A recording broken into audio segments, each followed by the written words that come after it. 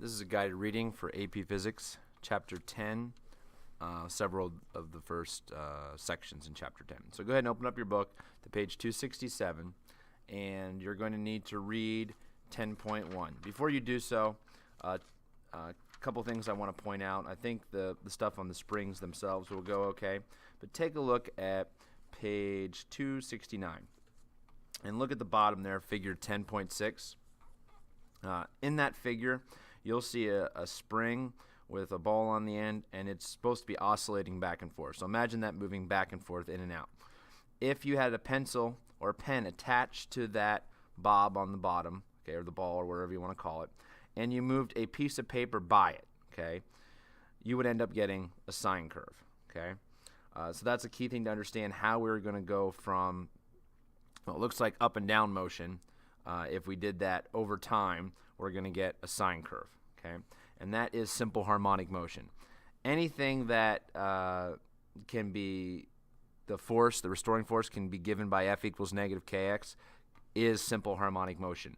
It doesn't have to be those variables, but that idea of y equals negative mx, if that's the kind of situation, you have simple harmonic motion. So this will not apply only to springs. It'll apply to other things as well.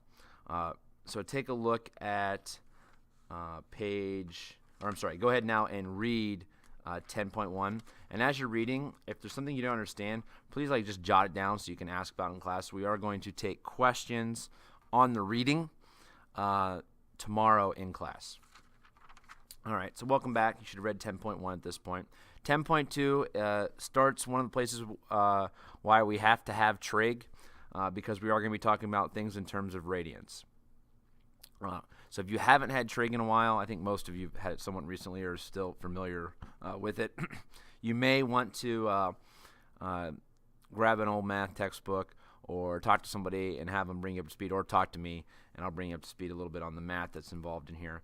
But when you are doing stuff in this part of the unit, we will be doing things in radians. This is the only time that I remember that we're going to do things in radians is here with simple harmonic motion. Everything else will be in degrees. All right. So in 10.2, they talk about the reference circle. I'm assuming you're familiar with that. And it's a similar idea to what we talked about just a second ago. If you look at the bottom of page 270, figure 10.8, you'll see they have these lights projecting on the object moving around in a circle, so that the shadow, once again, as you pull the piece of paper, the shadow that projects onto that piece of paper will carve out a sine graph. So that is, once again, that idea of simple harmonic motion. And then beyond that, you are going to be responsible for some of these equations.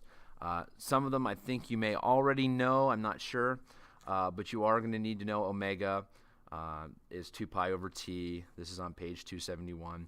Frequency equals 1 over period. You're familiar with that. That one's the same. And then, of course, omega with a little bit of substituting is 2 pi f.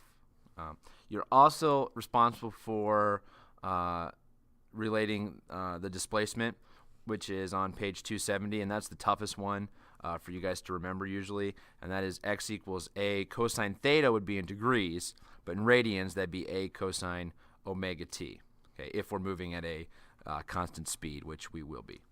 Okay. Also, the equations for velocity on page 271, those are a couple other ones that I would memorize, and I actually would make sure you understand what V max is if the velocity is not constant. That's another one that comes in handy when you're working on these problems. So go ahead and read 10.2 simple harmonic motion, the displacement section, the velocity section, and then stop and come on back. Okay, if you read that section and you didn't look at the example problems, because this is completely new, it's required that you look at the example problems. You need to look over the example problems so you can see how they're plugging and chugging in the numbers so you get a better feel for these equations and what exactly they mean. So please make sure you look at the example problems. Okay, the stuff on acceleration comes up once in a while. I will assign a problem or two with that in it. Just read over the section on acceleration, look at the example problem, and then also read over frequency of vibration, and then come on back. Okay, That's probably one of the, if you haven't had a trig class in a while, that's probably one of the more difficult sections. So please, like I said, make notes of your questions, and we'll talk about it in class some.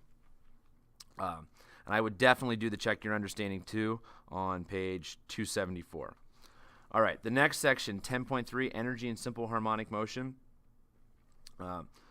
is they go through great lengths to prove something we already know, and that is that the potential energy, elastic potential energy, is 1/2 kx squared. So the bottom of page 275, that's the result we need, okay?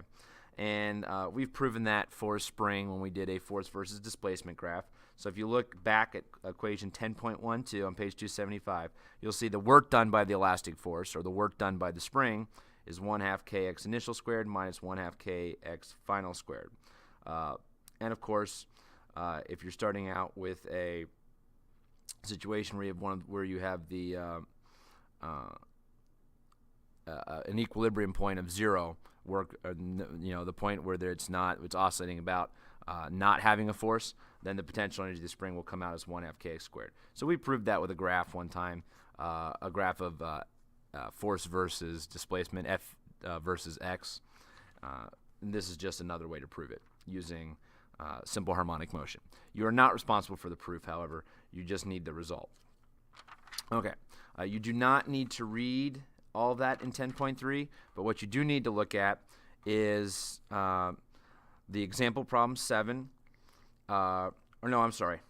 Example problem 7, except one thing. Take a look at where it says reasoning in example problem 7. Below that, you'll see EF equals E naught, and then you'll see this big, long mess, and it says 1/2 mv final squared plus 1/2 I omega f squared. You do not ever need to worry about the 1/2 I omega f squared. Okay, the other stuff should make sense. So you can take that out because that is rotational kinetic energy, which we are not responsible for. So anytime you see that capital I, you are not responsible for that.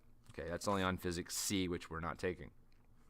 Okay, so take a look at example problem 7 and conceptual example 8, and then come on back. All right, there's one other example problem I'd like you to take a look at, and that's the a falling ball on a vertical spring. Except once again, when you're looking at the reasoning, don't even worry about the 1/2 I omega f squared. Okay, welcome back. Section 10.4 on the pendulum. We've dealt with pendulums before, and we've had some equations, but we didn't have them in terms of radians. And there's only one of these equations that you're actually responsible for on this page, and that is the one for small angles for a simple pendulum. Okay, so you do not need to read 10.4, but take a look at equation 10.16. That omega equals 2 pi f, or that equals the square root of g over L. You do need that for a simple pendulum. And that's only for small angles, so like from 0 to 7 degrees, or I forget what it is, but it's the small angle approximation. But that's all that you need, is that omega is square root of g over L, or 2 pi f, which we talked about earlier. Okay, and I said that you could have simple harmonic motion apply to things other than springs. For small angles, okay, a pendulum is close to simple harmonic motion, close enough that we'll use the results. Okay, so take a look at the upper right of page 279, and you'll see a pendulum of length L with a pivot point P swinging back and forth. Same idea as the spring. If you move, and this is for small angles, if you move the paper by it, it'll carve out a sine curve. Okay, so it is something where we're going to use simple harmonic motion. But that's only for a small theta. Otherwise, all bets are off. Okay, take a look at, let's see here, I can't remember which ones. Take a look at example problem 10. And you do not look at example problem 11. That's not fair game, but example problem 10 is. Okay. The rest of chapter 10, the 10.5, the damped harmonic motion, 10.6, driven harmonic motion, elastic deformation, which is when springs get messed up, they get stretched too far, that kind of thing, and shear deformation and shear modulus. I'm just looking through the chapter. Volume deformation and bulk modulus, stress strain and Hooke's law. All of the things are not on our test. However, flip through there if you see anything interesting. If you have time, obviously, you can take a look. That's some more advanced stuff that we do not do in simple harmonic motion or springs. So it is only 10.1 through 10.4 with a couple things excluded for Chapter 10. Okay, that's it.